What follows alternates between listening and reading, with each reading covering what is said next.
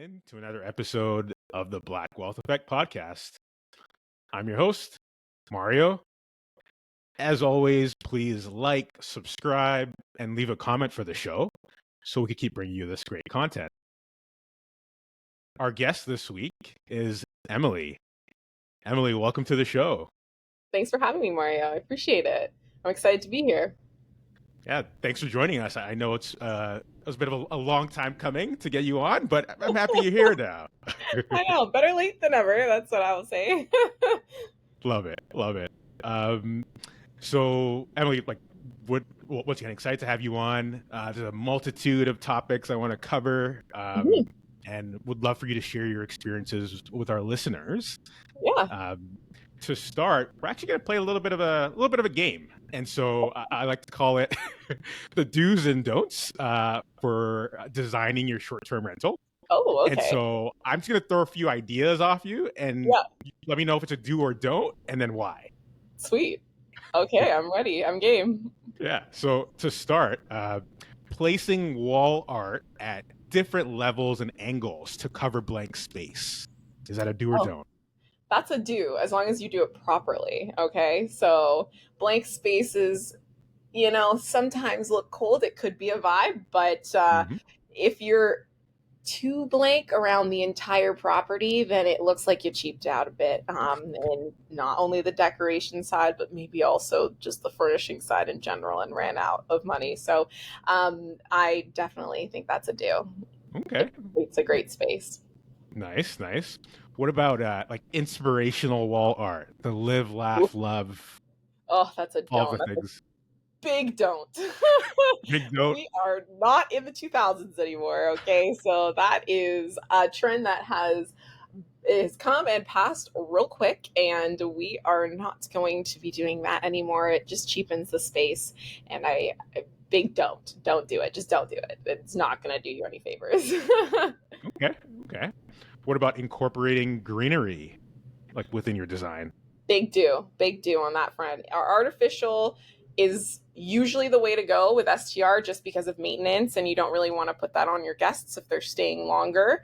Uh, if you have maintenance that does that on the regular, that's okay.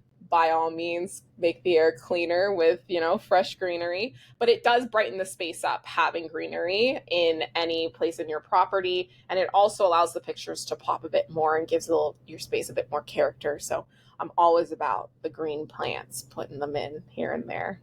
Love it. That makes sense. What about various design themes? Like a multitude of design themes throughout your short-term rental Oh, unit. like a mismatch all at once? That's a big don't. You want to be consistent throughout. That's Consistency is key, because you can really confuse the potential guest who wants to book your space. They want to feel as though it's like a very thought out process and a thoughtful process where you really put the guest first in terms of their experience in the space. And if they're walking from one room to another and they're like, whoa, I just came from Disneyland to farmhouse chic. What are we doing here? I'm confused. I'm confused where we went. Yeah. Did we go to some type of sale? I don't know. So no, you want to be consistent throughout, and it really helps in terms of your photos and making things seem professional and not amateur. Love it. Love it. Definitely wise words to live by. Thanks.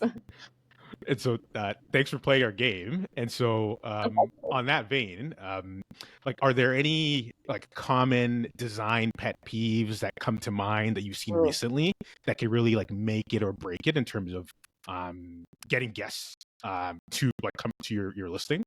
Yeah, for sure. I actually often see this happen quite a bit, where when anyone's setting up their STR and they want to design the space themselves, 1000% you can do that, but you need to have the right inspiration behind you, or at least an aesthetic eye.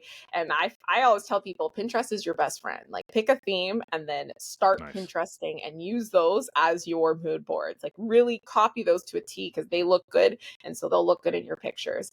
So that's like a little quick trick. But in terms of just things that I have seen, it's one of them is rugs. Rugs is a big thing.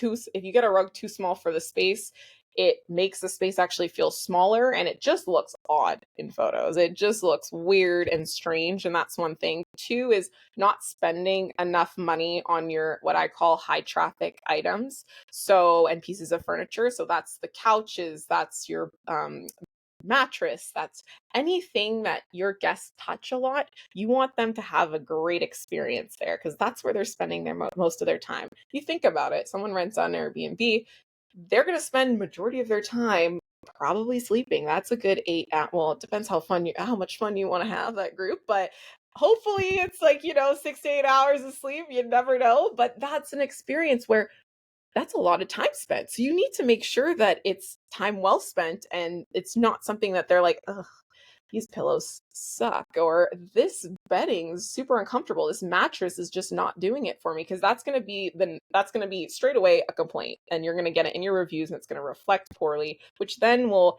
reflect poorly on your bookings because people do read reviews. That's a thing, and so you want to make sure that experience is great. I'm just things are just coming to me. Tell me when to stop, Mario. I don't know. Keep it going. Keep That it going. Okay, well, another thing is just art, as on theme with what we were just speaking about.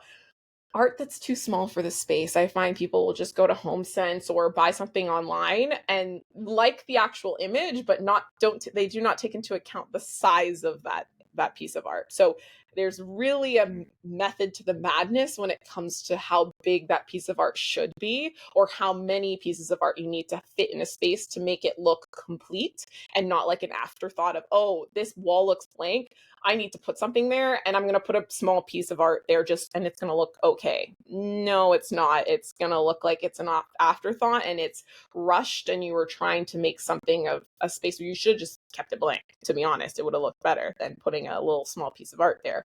It looks unfinished. And then the last thing is not putting enough types of what's it called, like not putting enough in the kitchen in terms of furnishings. So my rule of thumb is, if you can make a pasta dish with everything in your kitchen, then you usually and should have enough for everything that you need to do and your guest needs to do. And I'm not just talking about you're opening a can of pasta sauce and then boiling some pasta on the stove and dumping that in and you're good to go. I'm talking about a full feast. I'm talking about garlic bread. You want to have a pan. You got to remember, you have to have a sheet to toast your garlic bread in the oven, so that's your pan covered. Then Yep. you also want to make sure you can grate some cheese because you want Parmesan cheese on your lovely pasta dish. And then usually have some type of green with your pasta. So do you have a steamer? Do you have or even some type of pot that you can boil your pasta? Then you can cook your veggies on the side. Is that even an option? Or do you have one little dinky pot and then one spoon? You know what I mean? And Yeah. yeah, so those are kind of big things that stand out. And along the theme with the kitchen side of things is not having enough seating for how many people that you are supposed to be able to host. That is big faux pas. Like ding ding ding, do not like, because it makes the experience uncomfortable for your guests. You don't want to have create a great dinner, order some great food, and one person is excluded because there's not a chair. You'll have to roll up an accent chair or something like that, and Yeah. it just ruins the experience. And people pay good money, and you want them to pay good money, so make sure that they can actually enjoy the space properly with whoever they're coming to experience that space with. And so not only just the seating, you want to make sure the plates, cutlery, everything can accommodate those amount of guests. So Love hopefully it. that's a long-winded answer there, Mario, but I hope that kind of No, it's helps. good. Lots of food for thought, pun Yes, intended. yes, yes, yes, exactly. And so if we switch gears a little bit, Mhm. for you, like I know you've had like many stops along your kind of like career journey. Like you've worked in Yes. various industries. Yeah. Like, is there a job or an experience that stands out, like where you developed a specific skill set that you Mm, apply in your business today? That's a great question. I feel you might have a little bit of experience as well, but I feel like, and when you're running your own business and you're being more entrepreneurial, there's a lot of skill sets you pick up along the way. And I think everything that you do and every project you work on, you learn something on that project that you are then able to carry on to the next thing, and you just continuously grow. So in terms of a specific type of skill, I think it rolls back way into when I was a soccer player, and that's not even a job, but I feel as though that translates into everything I've done over the years, where it's looking at the big picture of things, seeing who can contribute what and how they can contribute it, and you're only as good or as strong as your weakest link. And I've Yeah. always taken that mentality of like, hey, some person can be good at this, but they can't be good at this, but they can also be really good at something else. So it's really finding what works where and who works best with whatever you're trying to accomplish, and being a problem solver at the end of the day and being able Yeah. to execute quickly. Those are all things that I think translate really well to being able to be an entrepreneur Mhm. and working for yourself. So yeah, that's what I would say in terms of skills, but there's so many you have to have, and I don't have them all. That's why I have to hire people out, you know? Yeah, yeah, yeah, I love that you mentioned that, right? Like, I think knowing what you're great at, Mhm. is important as a Yeah, starting point, and then, basically, like, outsourcing or collaborating the rest of it, right? Like, exactly, exactly, and being able to move, like, fail fast is a good way that I like to think of things. Everyone has their failures, and to be able to get back up and keep on going is such a great, I think, mentality to have. And I yeah. literally took that from soccer because, trust me, you were failing a lot in soccer all the time. And so you just got to get back up and keep on moving with your team, and hopefully you can get a better result, right? So, Mhm. tenacity is super big. That's what I look for and Love do, that. hopefully, show. And can you talk a little bit about, like, how like, your journey getting into real estate investing? And, like, Sure. what that and for, like, for those listening to that are thinking of even, quitting their 9 to 5, like, what did Mhm. that process look like for you? And, like, what advice would you give them as well? Yeah, no, it's totally great questions. So way back in the COVID ages, where everything's kind of a blur, just before COVID hit, I was looking into, like, I've always been interested in real estate. I was doing some small things, but nothing crazy. And then I wanted to take it seriously. So I was looking for a coaching program. And so I joined a coaching program and really met a lot of super cool people, which inspired me to do a lot of things that I would not have done if I had not met those individuals. And so meeting that network really kind of, I guess, was a catalyst for me to take a jump into larger projects and actually have the confidence to try them at least. And so what ended up happening was I was partnering with some people to do JVs. I also did some arbitrage and still do. And one thing led to another. And one of the JVs we turned into a STR because the numbers looked way better than the long-term rental side of things. And we did it on the cheap. We were like, no budget sort of situation. We got to make it as cheap as possible. This is a Facebook marketplace situation. But we made it work and it did really well. And so that kind of word kind of traveled around. I personally don't like the hospitality side of the short-term rental when it comes to interacting with guests. I'm just going to be Mm, honest. And so I had to start building out a team to help alleviate that annoyance from me. No offense. I just want to be transparent as possible. And so once I started building that team out to deal with that side of things, it was easier to actually bring on more properties to manage on that side of things. So then I started doing PMing. And then when I saw the income coming in, it was kind of like matching what I was making at my full time job. mhm. I decided, okay, well, if I can do this and I still work my 9 to 5, what can I do if I don't work my 9 to 5? And at this point, I was still living with my parents, so I didn't really have a lot of crazy expenses personally. And they were more in like assets, which were good to go. Then I was like, I'm going to give myself a year. I'll take the jump, see what I can do. And so I really just pushed myself on that side of things.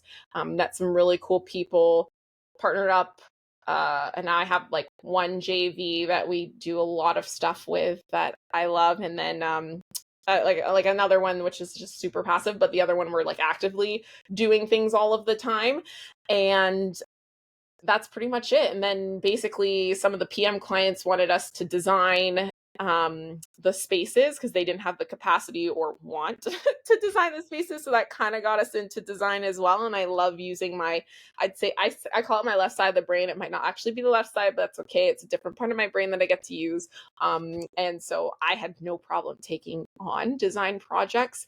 And I also, with my PM clients, I don't feel comfortable signing people up where, my PM fee will make them be in the red.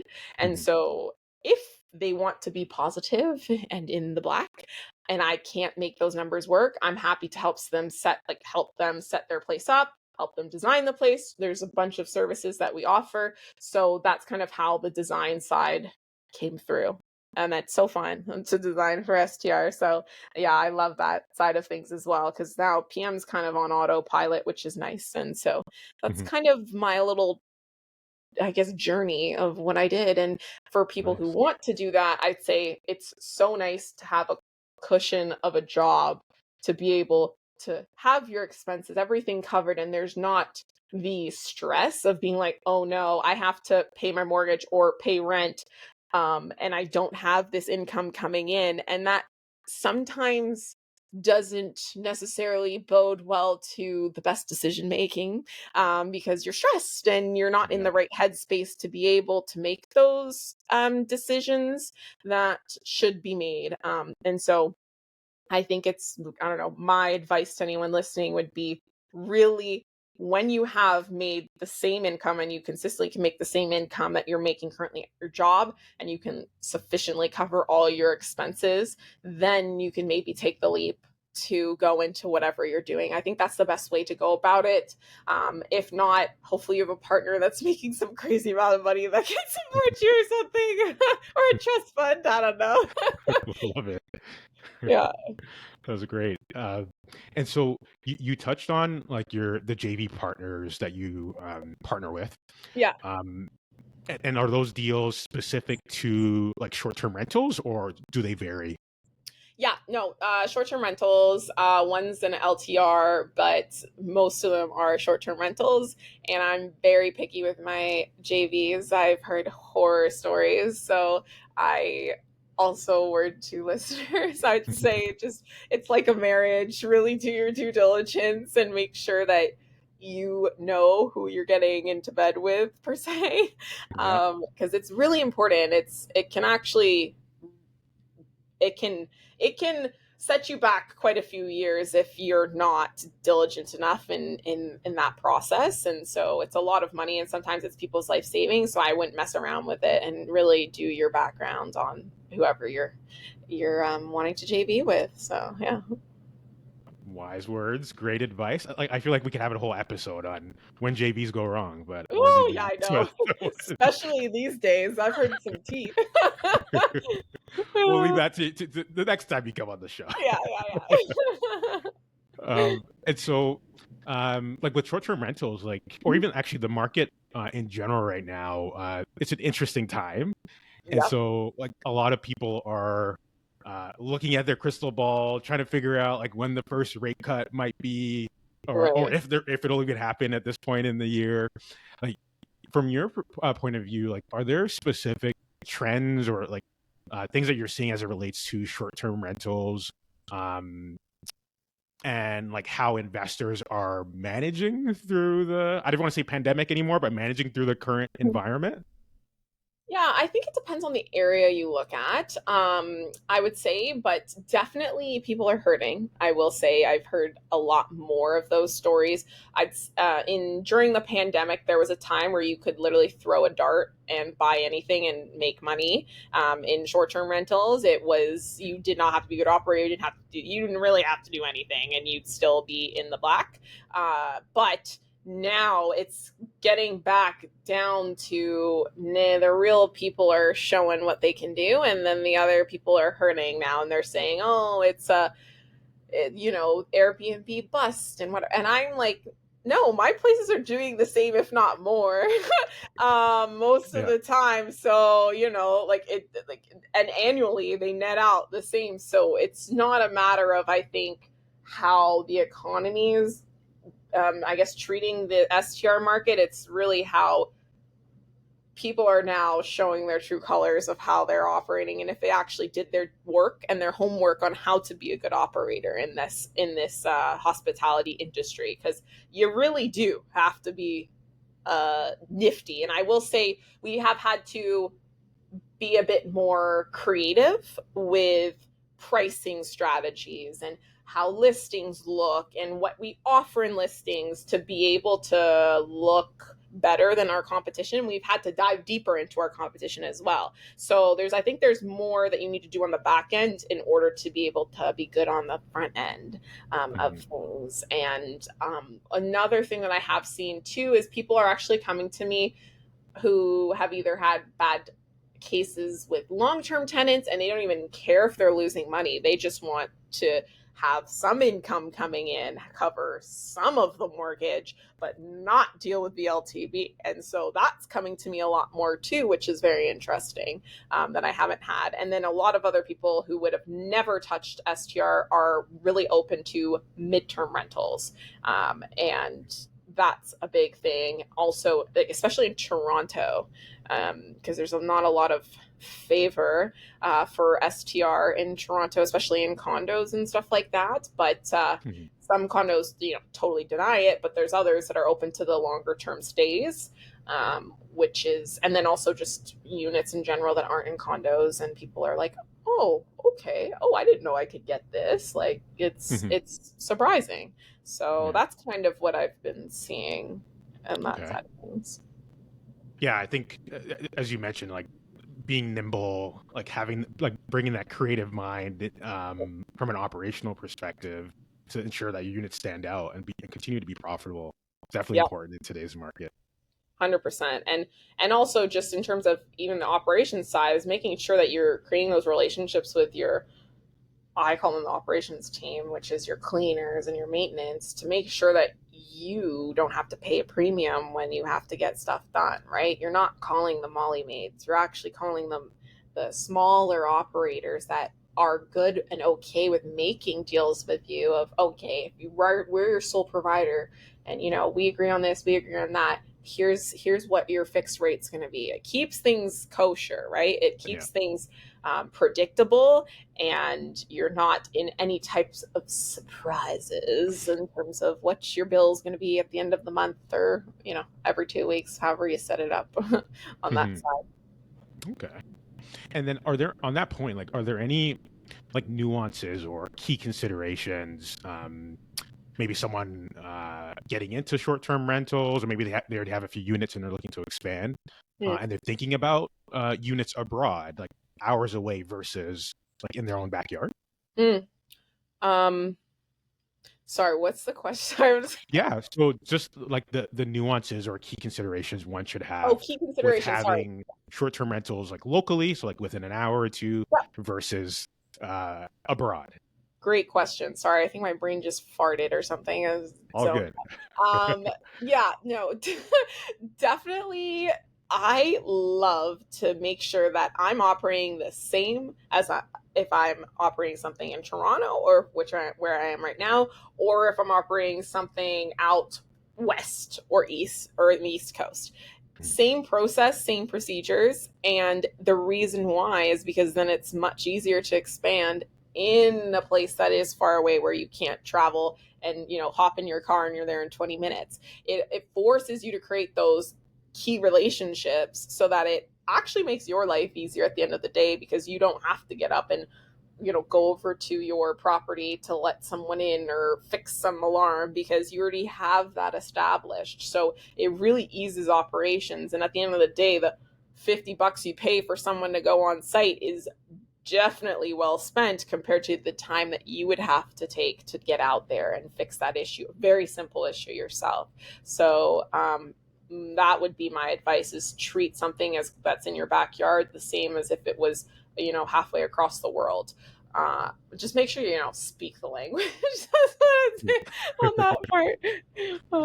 Yeah. So like having those repeatable systems, like having that consistency with operations is Yeah. important, right? Yeah, and keeping people in check. Like, it's different when I can do on-site walkthroughs for things that are local. Compared, that would be the one thing I'd say is a little bit different when stuff is not local and I have to get on a plane. Like, that's not something I'm doing a quarterly check for. So there again, the relationships come in place where I have to FaceTime someone or WhatsApp someone so we can walk through and make sure things are good, or I can trust their judgment that, hey, they told me that this needs a fresh coat of paint. Okay, I actually agree with them on that front because they've called it X, Y, and Z, and we've had that relationship for many months or years scenario. So yeah, that's the only thing I think is kind of a difference. Yeah, well, that makes sense. And so, like, we've already obviously like talked about kind of the design aspects and the Oh do's no, and you don'ts. froze. Oh, Oh, hello. Can you hear me now? yeah, I can. Can Yes. you hear Okay. me? Sorry. Yes, I can now. Sorry, you froze. Okay, all good, all good. For the sake of editing, I will just pause for like 2 seconds and then I'll ask the next question. Okay, yeah, that makes sense. And so, like so far, like we've talked about, obviously the kind of design elements with short-term rentals. You touched on a little bit like the property management aspect as well. Mhm. For someone looking to get started with like starting up a property management business for short-term rentals, like what advice would you give them? Like what's in that kind of starter, if you were to design kind of that starter checklist, like what would you Yeah. recommend? So be an expert in your local area. That's one thing. Two, I would actually start co-hosting. I wouldn't property manage the entire thing. I would co-host. So I would dip your toes into the pool to see if this is even something that you would be interested in, because it's one thing to think of what it is going to be, and then it's another thing to actually experience what it is actually to be a host or a property manager in the short-term rental space. Co-hosting, you could dip your toes into every single aspect of a property manager and be able to understand, okay, I like this. And Airbnb has a great program right now that you can, the one thing I'm not 1000% sure of if you need to be a host already, but there is a co-host program that they have now where they will connect you with people who are looking for co-hosts in the area. So you put the specific areas that you would like to co-host in, what your services are, how much you charge, and then you will get contacted by anyone who needs or is looking for those services in that area. So that's a really cool program I think Airbnb just recently introduced. And so that would be something I would say to look into. The easiest way is to be a messenger that really, you really get a bird's eye like a view into the world of hosting. You get to interact with the guests, you get to understand the types of questions, how people interact with the properties, all of that, and like the entry points, access points, all of that sense. And then the next level would be, the cleaner communication side of things, so, and coordination of that. So that's like another tier. And being able to, understand, I think, the operations side and the behind the scenes, which allows things to run so smoothly, will allow you to grow in a exponential rate. When you are doing everything manual and you're doing everything yourself and you're not using the technology that is literally at the tip of our fingers, and I'm talking about, property management systems, I'm talking about smart locks, all of that stuff, utilize it because it makes your life 10 times easier. It allows you to not spend as much time, and the guest experience is still the same, right? So Yeah. those things, and then obviously networking is super helpful. I've learned so much from just networking with other property managers and learning from them and understanding how they do this, and we all swap little things, pieces here and there, and that makes everyone better. So that's also another thing. If you want to buddy up with someone and see if they will take you under their wing, you can help them, and maybe it's not as much pay at the beginning, but you're really learning the innards, and then you can kind of branch off on your own, or help them grow their company. So I really think, start off small, have one property that's your baby, foster it, figure out all your operations, your back ends, make sure everything's running smoothly, and then expand and explode. Start networking, seeing who needs what in that specific area, and just dominate that one area.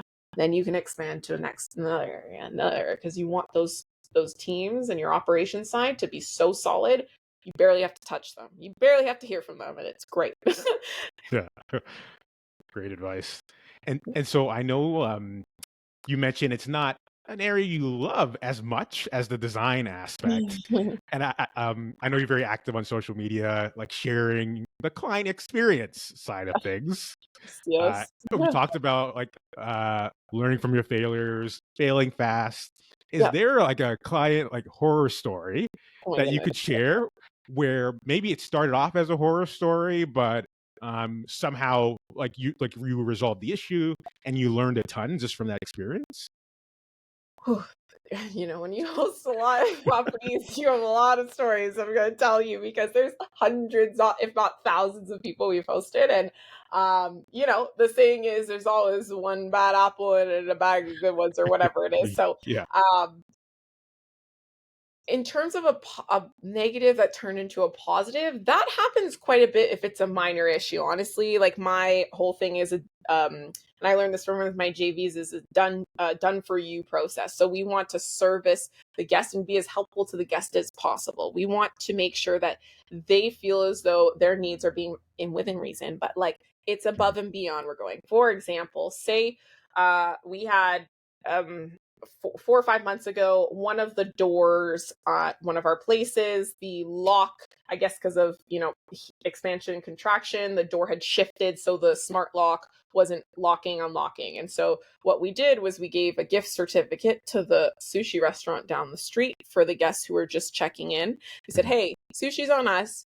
Because we first asked what they liked just to make sure, but they love sushi, which was convenient. We gave them the gift cards. They had sushi's on us. Hopefully you didn't have any dinner or anything yet, because it was around dinner time they were checking in. We got our handyman to come during the time that they were eating their free sushi, which they're already super happy about, to fix the lock so that when they came back in, no issues coming back into the unit, and they were all happy and merry because they had a free dinner on us. The review that we had was exceptional, and it could have been really bad because they could have not been able to get into the place. But having those types of things set up so that guests don't really see the issues, or at least they see that you're attending to it immediately, is very beneficial for your side of, like for any host side of things. I do have some horror stories that did not turn out well, and I can definitely tell you that it turned out well for us, but not for them, on that side of things. But I do think another thing to note for anyone who does want to host or property manage is to understand the rules of one of the largest service for OTAs, which is Airbnb, because there's very little rights you have as a host compared to the guest. And so you need to know those in order to protect yourself. For example, we had someone in a unit where it was low season, so we had lower rates. We were teetering on the line of questionable guests could potentially come in at these rates. And a questionable guest did come in, and she was there for 2 weeks, which is not unusual for a low season booking. However, first red flag, cleaner said this person looked like they were moving in. And so we kept a monitor on that. They created some issues that were not true.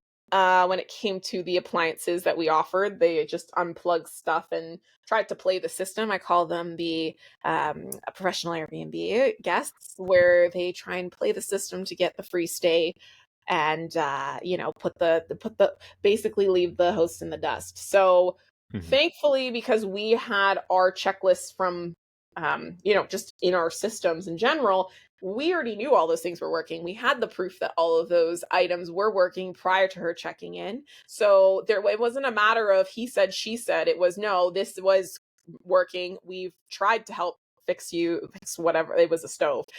We tried to help fix the stove. You denied us entry. Like, there's all these things, and recording and keeping a very, very detailed track record of whatever you have done and the steps that you've taken to try and remediate situations protects you.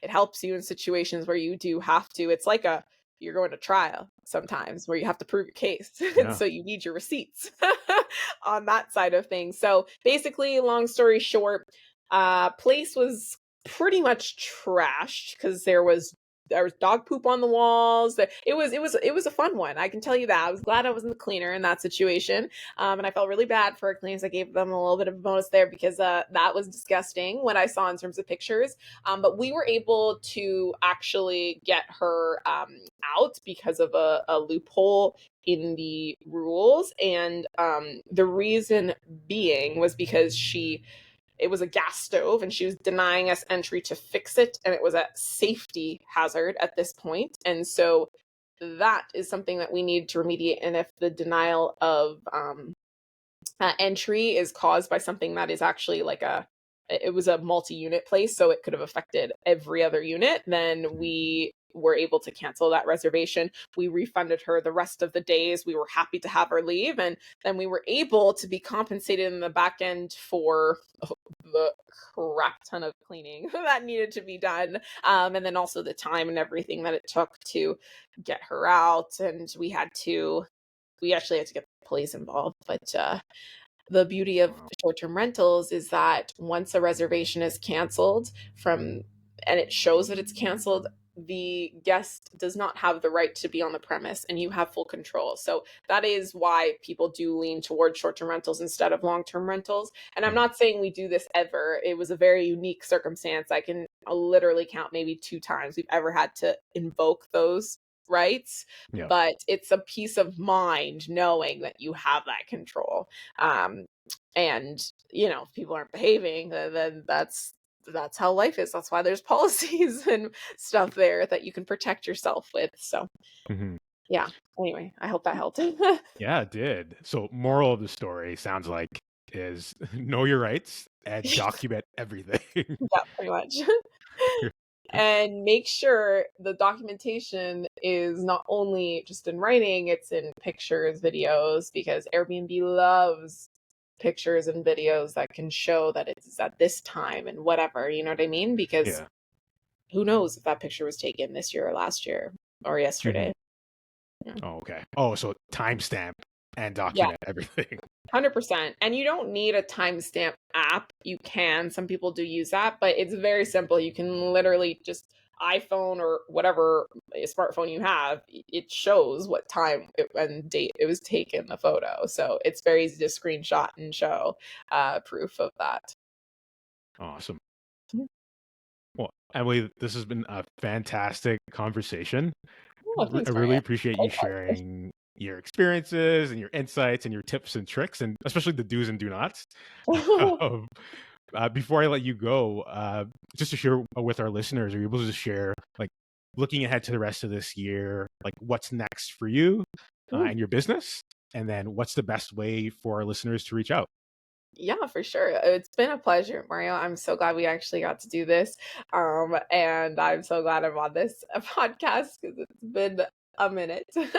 And so for this upcoming year, right now, I actually, there's an opportunity that came across my desk, and it was to project manage, pardon me, a hotel with the renovations. So that is what I am doing for a good chunk of the year. We're also building 2 triplexes, which will be student rentals. So that's in the works with my JV. And, picking up property management clients here and there, along with design clients. I love taking design clients. I love the creative avenue on that front. Um, I think that's pretty much it. And just throwing a few travels here and there. And, uh, you know, I love my dog. I'm a dog mom, so definitely doing some dog mom stuff throughout. And then people can reach me. So I have 2 ways that you can reach me. Instagram, I'm going to be slow at responding, but I will respond eventually. So you can hit me up there. It's Emily Belton 08. And then that's the handle. And then Another way is www.theclairco.com, and that's where you can see all the design projects that myself and my team have done. And you're welcome to book a call through there, and we can chat and discuss whatever you would like in terms of design if you are looking for those types of services. So that's pretty much where they can reach me, Mario. Awesome. Well, Emily, thank you so much again. I really appreciate it. It's No been a great problem. conversation. Likewise, it's been awesome. Thank you. I hope you have a great day. Yeah, and to our listeners, thanks for tuning in to another episode of the Black Wealth Effect podcast.